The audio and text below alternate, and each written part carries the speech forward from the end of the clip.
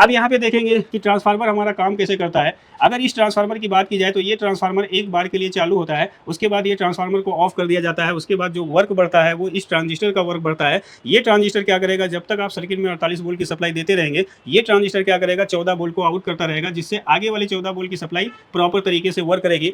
तो यहाँ पे ये काम कैसे होता है, कैसे ये ट्रांजिस्टर इस ट्रांसफार्मर को चालू करेगा। जैसा कि जानते हैं कि कोई भी अगर ट्रांसफार्मर होता है सर्किट पे लगा होता है, तो जब तक उसके प्राइमरी वाइंडिंग में एसी नहीं बनेगा, जब तक सेकेंडरी वाइंडिंग में कोई भी एसी वोल्टेज को पास नहीं किया जाता है। तो इसी चीज़ को समझने के लिए हम समझते हैं कि ये ट्रांजिस्टर काम कैसे करता है। जैसा कि जानते हैं कि जब 46 वोल्ट की सप्लाई इस ट्रांजिस्टर के कलेक्टर पे पहुंच जाती है और यहाँ पे देखेंगे एक 51 किलो का जो रजिस्टर लगा होता है, जब इसको सप्लाई मिलती है तो ये क्या करता है, अपने दूसरे टर्मिनल से कुछ वोल्टेज इस ट्रांजिस्टर के बेस पे भेज देता है। जिससे क्या होता है कि जैसे ही बेस पे कुछ वोल्टेज आता है तो ये ट्रांजिस्टर एनपीएन ट्रांजिस्टर होता है, तो ये ट्रांजिस्टर ऑन हो जाएगा। और जैसे ये ट्रांजिस्टर ऑन हो जाता है तो इसका कलेक्टर इमीटर वाले पिन से जाके कनेक्ट हो जाता है।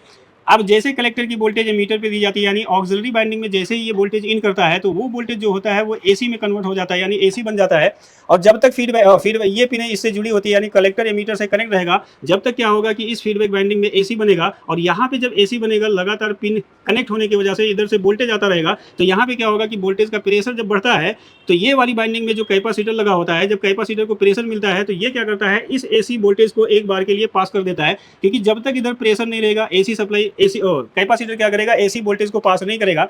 अब यही एसी वोल्टेज क्या होता है, जब लगातार कैपेसिटर इसको पास करता है तो इस वाले सर्किट पे क्या होता है, एसी वोल्टेज की सप्लाई देखने को मिलती है। और यही एसी सप्लाई जब इस रजिस्टर से होते हुए ट्रांजिस्टर के बेस पे जाता है तो यहाँ पे जो डीसी वोल्टेज आया हुआ है, जैसे एसी सप्लाई यहाँ पे पहुंचती है तो इस डीसी वोल्टेज को क्या कर देगा, जीरो कर देगा, जिससे ट्रांजिस्टर का बेस ऑफ हो जाता है। और जैसे ट्रांजिस्टर का बेस ऑफ होगा तो कलेक्टर एमीटर पिन जो पहले कनेक्ट थी ट्रांजिस्टर के ऑन होने पे, तो ये दोनों क्या होती है, डिस्कनेक्ट हो जाती हैं।